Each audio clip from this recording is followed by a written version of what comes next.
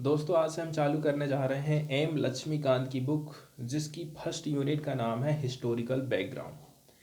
Historical background के अंतर्गत हम देखेंगे कि अंग्रेज़ों के टाइम में ऐसे कौन कौन से कानून वो लेकर के आए, जिसके चलते चलते वो सारी चीज़ें हमारे संविधान में आज भी मौजूद हैं। उन सारे नियम कानूनों का लेखा जोखा यहाँ पर हम खोलने वाले हैं।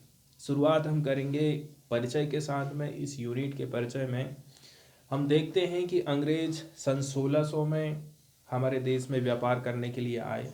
इसके लिए उन्होंने अनुमति ली थी महारानी एलिजाबेथ प्रथम के द्वारा। उन्होंने चार्टर तैयार किया था। इसी चार्टर के माध्यम से पूरे नियम कानून बना दिए गए थे कि आप व्यापार कैसे करेंगे। ये सारी चीज़ें और व्यापार से संबंधित जितने भी अधिकार हैं उनको प्रोवाइड किए गए थे इसी चार्टर के माध्यम से।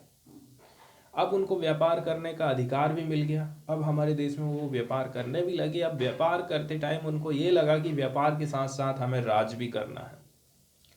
तो 1765 में क्या होता है, उन्होंने ना दो चीज हासिल कर लिया।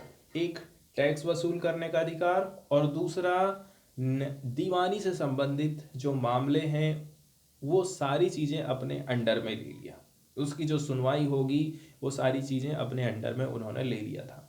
कौन कौन सी जगह की? बंगाल, बिहार और उड़ीसा। अब इसका मतलब ये हो गया है कि अब न केवल उनको हमारे देश में पैसा देना है, पैसा तो देते ही थे वो, जैसे कि रॉ मटेरियल खरीद रहे हैं तो उनको पैसे देना ही है।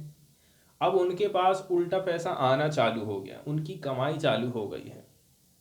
तो इस प्रकार से हम देख रहे हैं जब उनको टैक्स वसूलने की पावर मिल गई तो वो एक शक्ति के रूप में उभर करके सामने आते हैं। अब इसके बाद हम देखते हैं कि 1858 में, ठीक है, प्रथम स्वतंत्रता संग्राम होता है। पहला सैनिक विद्रोह हमारे देश में हुआ था। इसके बाद अंग्रेजों को ये लग गया कि नहीं, अब इस देश की जो कमान है ना हमें डायरेक्ट चलाना पड़ेगा, और यदि ऐसा ही होते रहा तो भारत हमारे हाथ से निकल जाएगा। इसलिए 1858 में क्या हुआ था ना, अंग्रेजों ने हमारे देश की जो कमान थी डायरेक्ट अपने हाथ में ले ली थी। अभी बीच में कौन थी? कंपनी थी, इनडायरेक्ट तौर से शासन कर रही थी। अब सीधे सीधे कहाँ चला गया है? अधिकार चला गया है ब्रिटेन के पास में। और ये जो राज उसने करी थी 1858 से लेकर के 1947 तक राज करते रही। अब इसके बाद 1947 के बाद पता है आप सभी को, हम लोग आज़ाद हो गए। अंग्रेज हमारे देश को छोड़ करके ब्रिटेन चले गए। आज़ाद जब हुए तो इसके बाद हमें ये महसूस हुआ कि नहीं, हमें भी संविधान की ज़रूरत है, जैसे कि कई सारे देशों में ऑलरेडी से मौजूद है। इसी के चलते चलते भारत जो है हार गया था अंग्रेजों से। इसलिए तो हारा था। हमारे देश में यदि पहले से ही संविधान सिस्टम रहा होता तो शायद हम अंग्रेजों को हरा देते। इसलिए फिर क्या हुआ, 1946 में संविधान सभा का गठन हुआ। फिर 26 जनवरी 1950 को हमने संविधान को एक्सेप्ट कर लिया। अब बहुत सारे नियम कानून लेकर के अंग्रेज लोग आए थे। कुछ बहुत सारे नियम कानून कंपनी के दौरान में पारित हुए थे।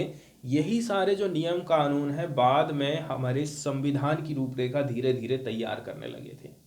अब जैसे कि हमारे देश में शासन जो हो रहा है, हमारे देश में प्रधानमंत्री संविधान के हिसाब से चल रहा है। उस टाइम में जब कंपनी हमारे देश में राज कर रही थी तो उस टाइम में भी कुछ एक्ट बनाए गए थे, उसके हिसाब से वो हमारे देश में शासन करती थी, चाहे वो ब्रिटेन हो चाहे वो कंपनी हो।